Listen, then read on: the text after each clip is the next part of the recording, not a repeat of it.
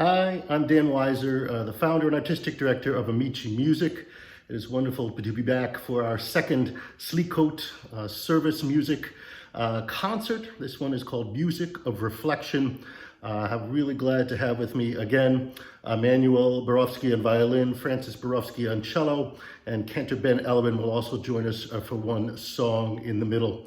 This is music to help set up the Selichot service, which will follow just a few minutes after this is over at 9 o'clock. I hope you enjoy our Music of Reflection on this Music in Meaning program, made possible with a generous donation from the Yale and Peggy Gordon Foundation. Thank you. Our first piece today is a beautiful Kaddish for violin and piano written by Maurice Ravel, who was not a Jewish composer, but was very interested in folk music from around the world, Greek music and Japanese music, Spanish music. And he had gone to some services in 1913, Jewish services, and was deeply moved by what he saw. And so he wrote this Kaddish originally for voice and piano, but he also transcribed it for violin and piano. Ravel was, his father was Swiss and his mother was Basque. Stravinsky once called him the most perfect of Swiss watchmakers. And that's, he was very precise and detailed and perfectionist. In fact, he only wrote about 60 pieces altogether because he often worked on them for years at a time. He once said, "I did my work slowly, drop by drop. I tore it out of me by pieces." But thankfully, he loved what he did. As he once said, "The only love affair I have ever had was with music."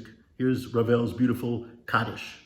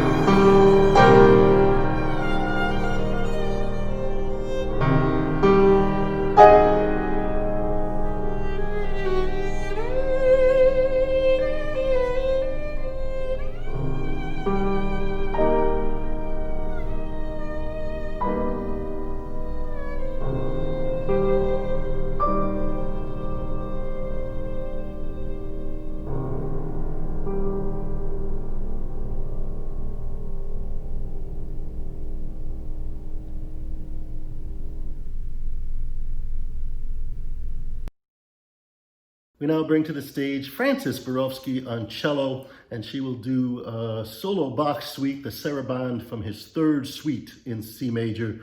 Bach, one of the greatest of all of our composers, as Debussy once said, Bach is a benevolent God whom all musicians should offer a prayer to defend themselves against mediocrity. And Schumann said, studying Bach convinces us that we are all idiots. Music owes as much to Bach as any religion to its founder. These cello suites were written around 1722, and they are some of the most spiritually reflective music of all time. Please enjoy one of the Bach Sarabandes from Bach Suite number 3.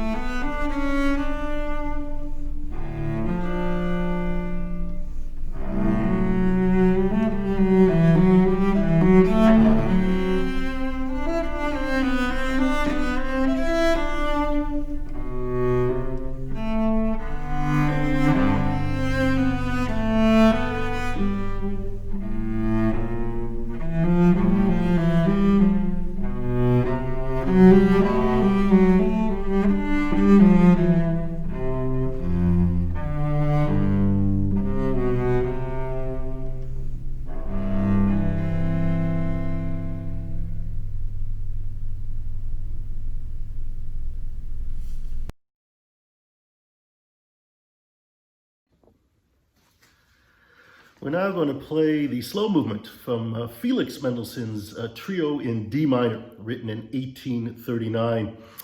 Mendelssohn was born in a wonderful family. Of course, his father, Moses Mendelssohn, was considered the father of Reform Judaism. He was a hunchback from Dessau ghetto who had come to Berlin by the power of his own intellect. Moses had sort of made his way in society there in Berlin, trying to make sure that Jews could assimilate better into society. And his son, Abraham, was very successful as a banker. Abraham used to say, I am a human sandwich. For many years I was known as the son of my father, and then I was known as the father of my son.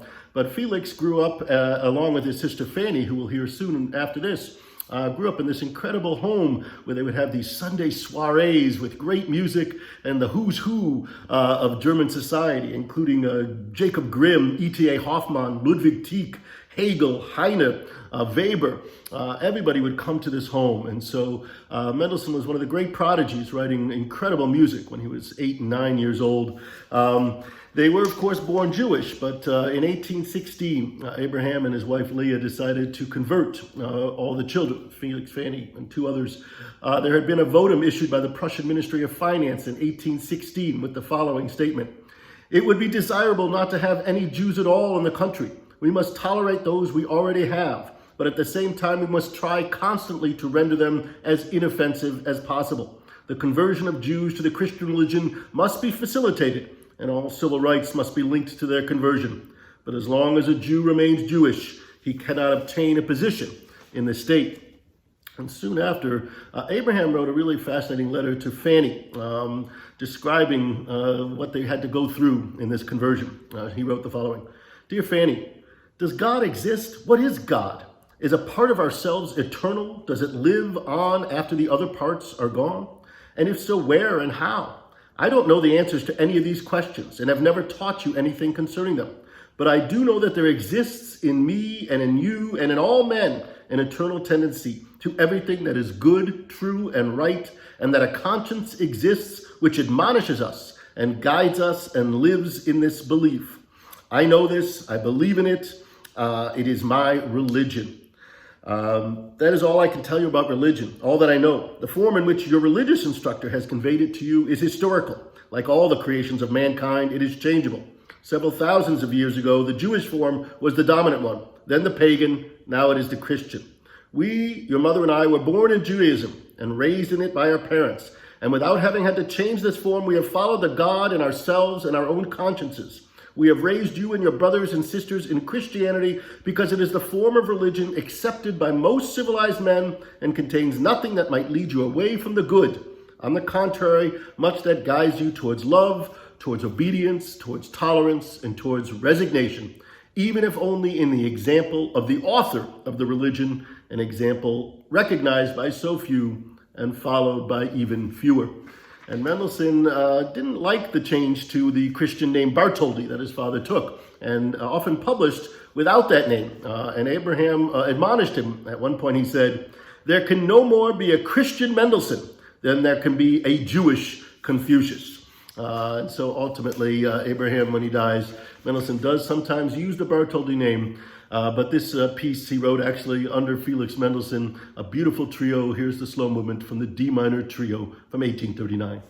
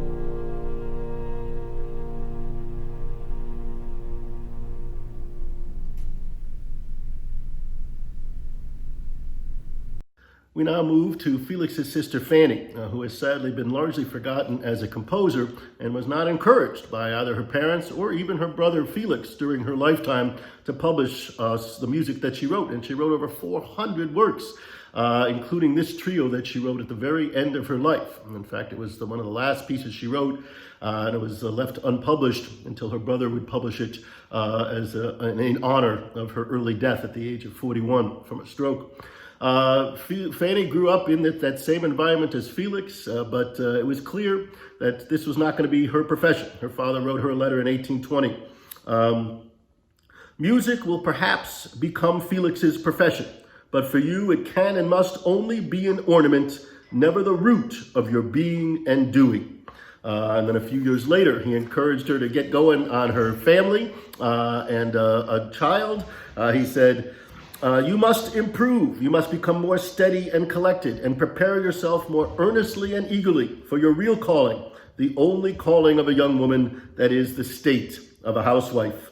Women have a difficult task, the constant occupation with the apparent trifles, the interception of each drop of rain, that it may not evaporate, but be conducted into the right channel and spread wealth and blessing, the unremitting attention to every detail, the appreciation of every moment, and its improvement for some benefit or other. All these and more are the weighty duties of a woman. She ultimately even asked Felix if it would be okay for her to publish when the father dies. He writes to her mother that he doesn't think that's a great idea. As he wrote, Fanny possesses neither the inclination nor the calling for authorship. She is too much a woman for that, as is proper, and looks after her house.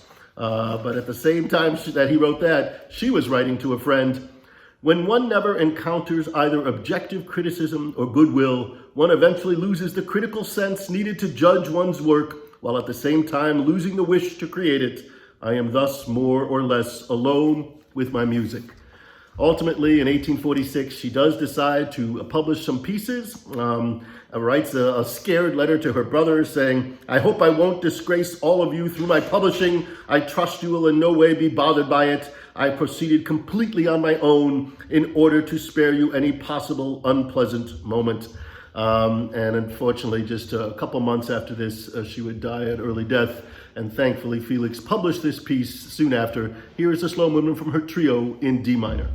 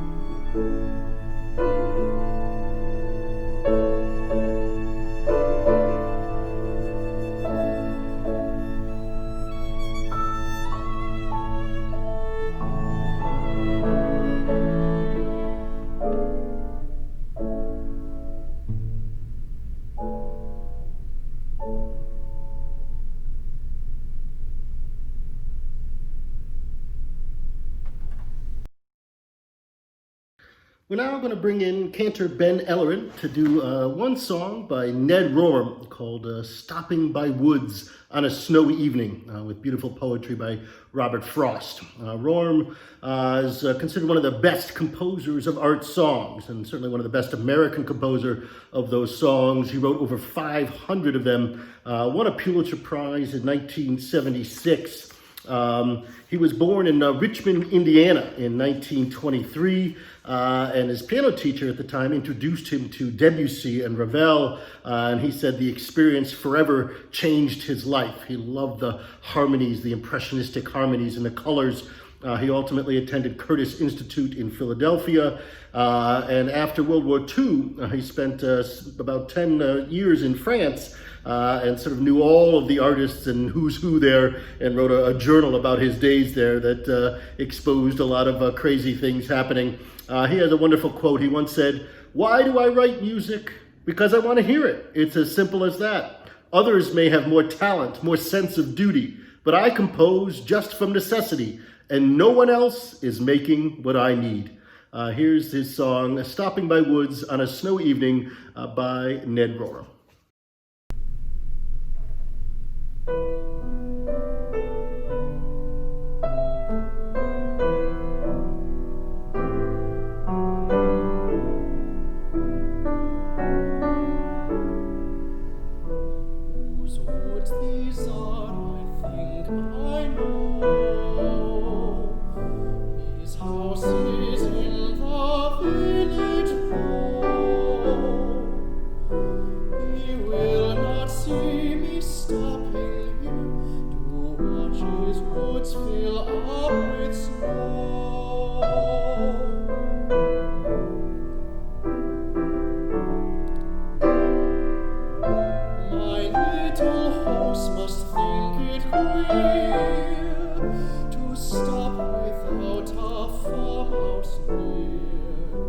Between the woods and frozen lake, the darkest evening of the year.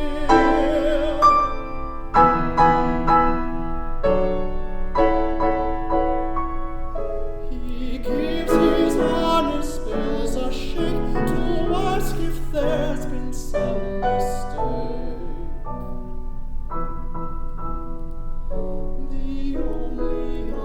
Sounds the sweet of early wind and downy flake.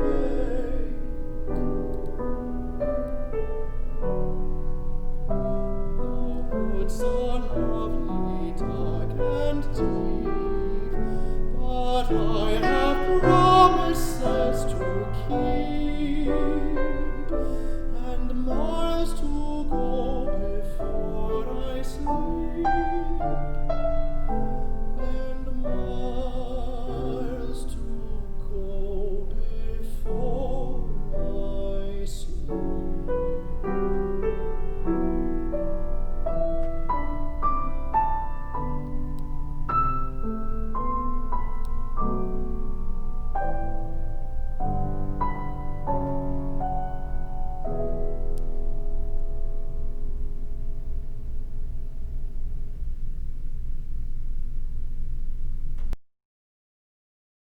We're now going to play a piece by Claude Debussy, who was so influential for Rorem. Debussy is one of the first bad boys of music.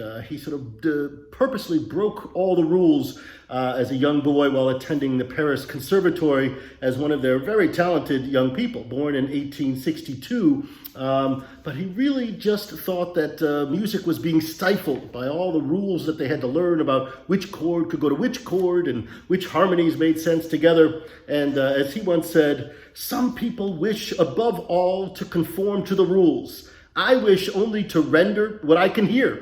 There's no theory. You only have to listen. Pleasure is the law." And that sort of opened up the floodgates to a lot of crazy things that happened in the 20th century, although Debussy's music is sort of now more like Claude Monet's Impressionism, radical at the time, but so beautiful to listen to now. He also said, "I love music passionately, and because I love it, I must free it from the barren traditions that stifle it." And so much of Debussy's music, not this piece in particular, but his later music, is filled with these silences. And for Debussy, that was so important. As he once said, music is the silence between the notes. One of my favorite quotes of all time. He wrote an opera, Pelléas et Mendelssohn, that was not hugely successful. But he once said, "In opera, there is always far too much singing." And the piece we're going to play is actually a very early work, written in 1880, just after he left conservatory and was actually working in Russia for Nadezhda von Meck, teaching her children. You might recognize that name. Nadezhda von Meck was the patron of Tchaikovsky, who gave him lots of money, but said that Tchaikovsky could never actually see her in return for that. So through Nadezhda von Meck, Debussy knew a lot about what was going on with Tchaikovsky at the time, but we think he wrote this piece there in Russia. And it was lost for many years. It wasn't discovered for about 100 years, found in 1982 and then not published until 1986. And it is a very youthful piece. It doesn't sound like Debussy's Impressionism that we know. Some have called it sweet, sentimental, and sugary, verging on salon music. But we thought the third movement of this was perfect for reflection and absolute beauty. Here's Debussy's Trio in G major, the slow movement.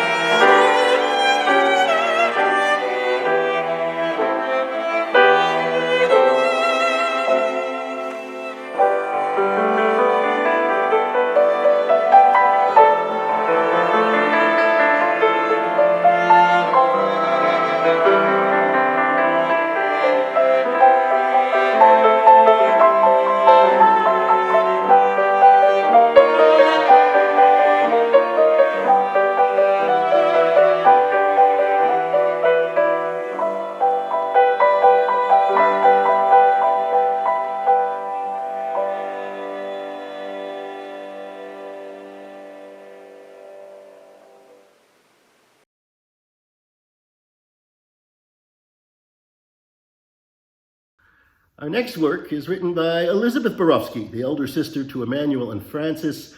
She grew up in Baltimore area, but now lives up in New Hampshire. And she wrote this piece. This is the second movement of a piece called the Kessel Suite, written for a man named Martin Kessel, who actually runs a concert series up in New Hampshire, but has lived in South Africa, in Israel, and America. And he met Elizabeth, and for his 80th birthday, his wife commissioned this piece, which sort of explores in different movements the life of Martin Kessel, who was a biologist, as microbiologist as well. And this middle movement is called Israel, and you'll hear little snippets of the Hatikva in it, and just the fun spirit of Martin Kessel. Here's Israel from Martin Kessel Suite by Elizabeth Borowsky.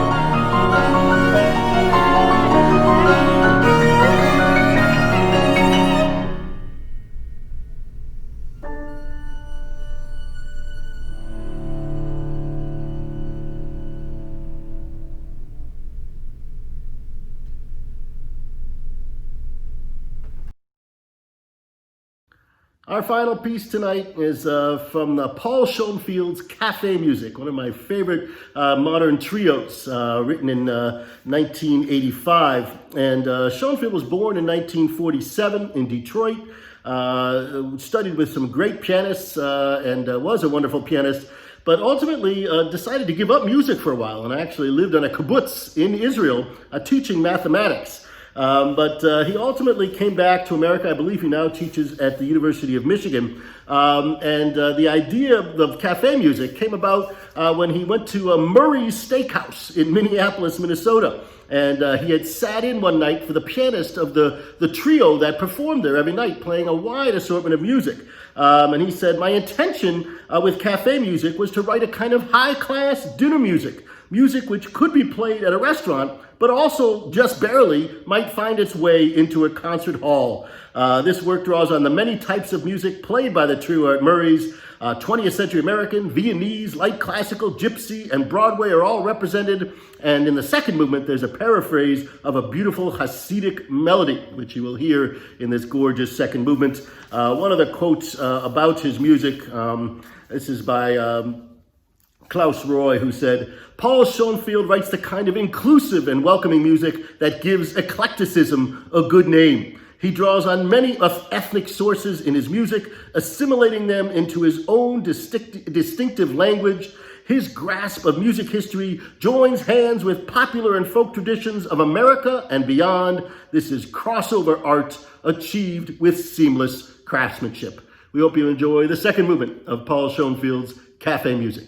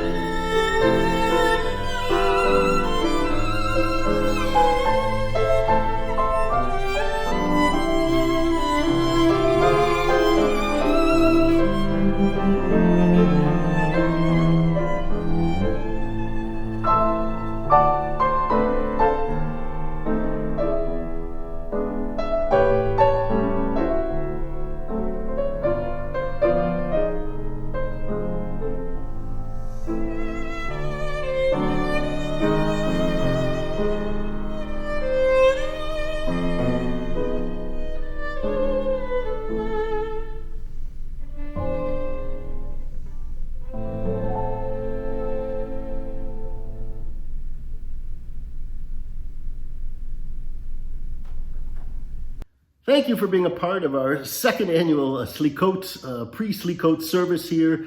Please stay tuned. In a few minutes at 9 o'clock, there will be the service filled with wonderful music that we will also perform, the Borowskys and I, along with Cantor Ben Ellerin. And we hope you will check out AmiciMusic.org.